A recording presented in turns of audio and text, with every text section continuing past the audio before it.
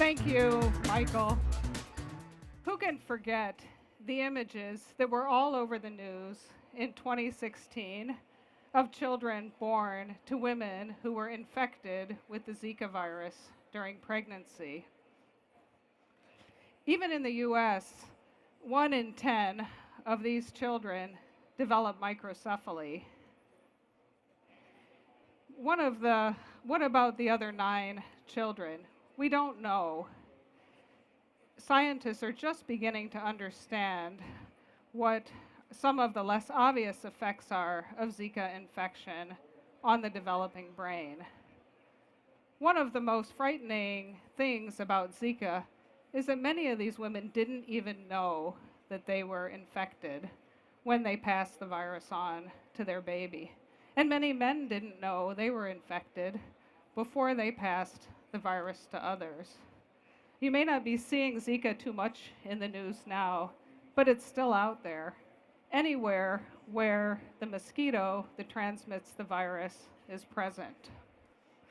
In the US this year so far, there have been 60 confirmed cases of symptomatic Zika, and we don't know how many cases of asymptomatic Zika. Zika is only the latest virus to catch the world unprepared.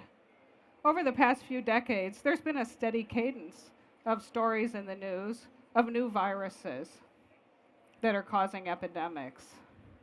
Hantavirus, pulmonary syndrome, Nipah virus, viral encephalitis, Lassa hemorrhagic fever, Middle East respiratory syndrome virus, severe respiratory syndrome virus, chikungunya, pandemic influenza, Ebola, and Zika.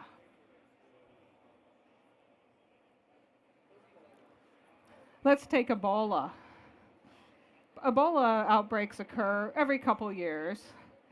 They spring up, they kill scores of people, and then they burn out. And although a few companies and government labs had researched promising experimental Ebola vaccines, those vaccines sat on the shelf for a decade. And they were potentially life-saving vaccines. 2014 was the first time that Ebola jumped from remote areas to spread in urban centers, including some cities in West Africa and then around the world. An unprecedented coalition of governments, nonprofits, and vaccine companies worked hard to bring Ebola vaccines to the people who needed them in record time. And those vaccines were ready just as the epidemic was burning out. What do we need to do to make sure the vaccines are ready in time to stop an epidemic? If governments or public health agencies want a vaccine to protect their populations, they need partners. They need vaccine companies who have the expertise to develop, manufacture, and distribute safe and effective vaccines.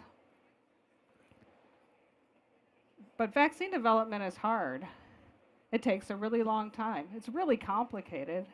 It's expensive, and it's risky. So if a government asks a company to take on developing a new vaccine, that company is taking on a certain amount of risk. And that risk includes diverting resources from other projects, such as people, clinical trials, manufacturing capability and capacity, to work on the new vaccine project. If the government or public health agency is willing to contribute to help support and sustain vaccine development projects, it makes it much more feasible that a vaccine company can start and sustain development of a new vaccine. And Takeda is willing to do its part. At Takeda, we are committed to developing vaccines that address important global public health challenges. And that is why, among all the vaccines we could be working on, we chose to prioritize vaccines for dengue virus, norovirus, poliovirus, and Zika virus. Fortunately, solutions to address and share this risk are starting to be put into place. The Coalition for Epidemic Preparedness Innovation, CEPI, is an alliance between governments, nonprofits, civil society organizations, universities, national or multinational associations like the World Health Organization, and vaccine companies who all share a commitment to ensure the development and sustaining the development of vaccines to address emerging public health diseases. Their initial priorities include the Middle East respiratory syndrome virus, the Nipah virus, and the Lassa fever virus. The US government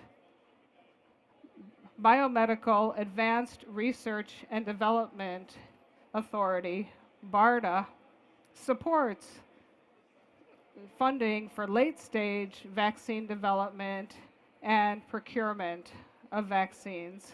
And their focus is on vaccines that address national health security. BARDA has supported advancing vaccine development for anthrax, pandemic influenza, Ebola, and Zika. For the Ebola vaccine, it took a worldwide panic, more than 12,000 deaths, and hundreds of millions of dollars to bring a vaccine finally to the people who needed them. Once again, Ebola is in the news, and I'm happy to say that for the first time, a vaccine is part of the solution. Turning back to Zika, we only have to look at one of the most common childhood vaccines, MMR, to see an example about how an effective vaccine can stop a virus that causes infection of the nervous system during pregnancy. MMR stands for measles, mumps, and rubella. Some of you older people may remember the rubella outbreak that took place in the United States in the 1960s. In a very short period of time, millions of people became infected, including pregnant women, and there were more than 20,000 children born with blindness, deafness, and mental disabilities. The first rubella vaccine was available in 1969, and by 2004, rubella has all but disappeared from the United States. What will happen to the kids who were infected with Zika before birth? To the mothers, to the fathers, to the couples who may want to start a family? Vaccine companies, governments, and other stakeholders all have a role to play in ensuring the development of vaccines for emerging infectious diseases, including Zika. By working together, we hope to realize a reality where safe and effective vaccines are available, not if, but when the next outbreak occurs. Thank you.